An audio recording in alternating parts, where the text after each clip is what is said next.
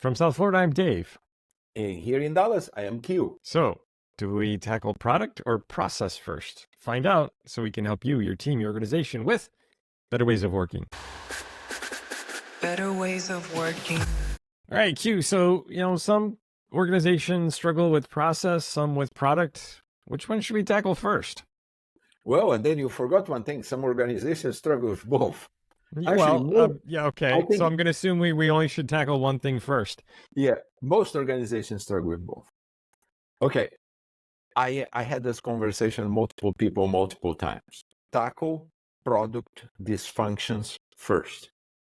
And by product dysfunctions, I mean your backlog is azul. Prioritization is who shouts, yells, screams the loudest. Stuff gets parachuted in the middle of the work and disrupts everything else. Your product owner, do you have one? Well, there's a user story jockey there. There's a user story and jockey in there. They put all the stories and all that stuff. A lot of people put a lot of time in getting the process right. That's great.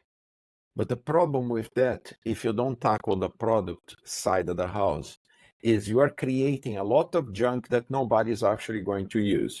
So my point has been forever, get the product side of the house in order first.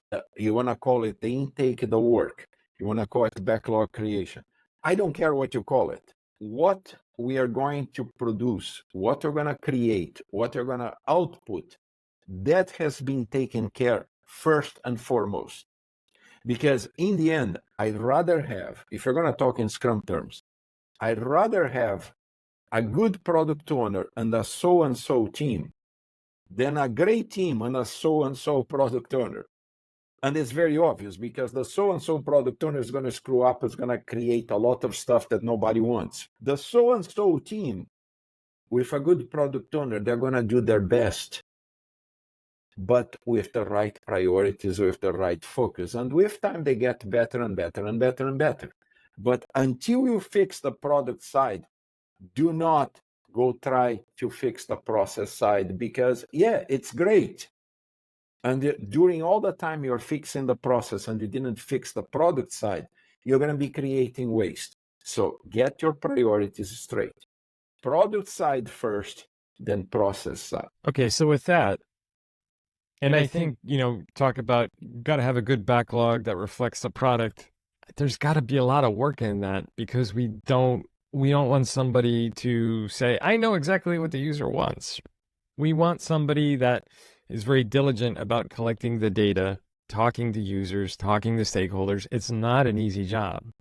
I don't even know if you could even really learn how to do it. I think it's something where you really have to experience it and then you kind of develop a sense for it, right? Yeah. Honestly, you know my experience with product management, right? I done it. I suffered the pains of doing it. I suffered the pains of releasing a commercial product, more than once. You don't teach people how to be a product owner in Scrum terms or a product manager, which is a lot more broader term. You have to experience it. You're absolutely right. And when you experience it, that's when you learn by making mistakes, by suffering the pains and etc. You can teach people some basic techniques and stuff. And I was like, this is how you split a user story and all this stuff. Honestly, that's nice, but that doesn't solve anything. Very few people can prioritize things properly and take the passion out of prioritization. I think that's very important and all that stuff.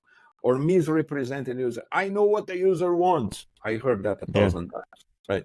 So product management requires a lot of flight time. A good coach for a while. The person gets up to speed.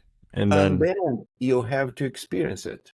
It's like a new pilot, right? I mean, the first time, I remember the first time I sold it, I got, can you spell panic? And when I finally landed, my nose was keep going up. And then I like, what the heck is wrong with this? And then I finally figured out, you have too much, the throttle's been coming back, instead of forward. And you learn that way. Product management is exactly the same thing. You know the basics, but until you do it, until you screw up, when you fly, they tell you, at least in my time, they used to tell you, listen, your first 200 hours, You're going to make all the mistakes you possibly can. If you survive the first 200 hours, you're going to be good at it. Right. So it's the same thing with product management. So you have to be experiencing it. It's that simple. There you go, folks. What do you think? Put stuff in the comments, like and subscribe. We really appreciate it. That's it for now. Until next time. Bye-bye.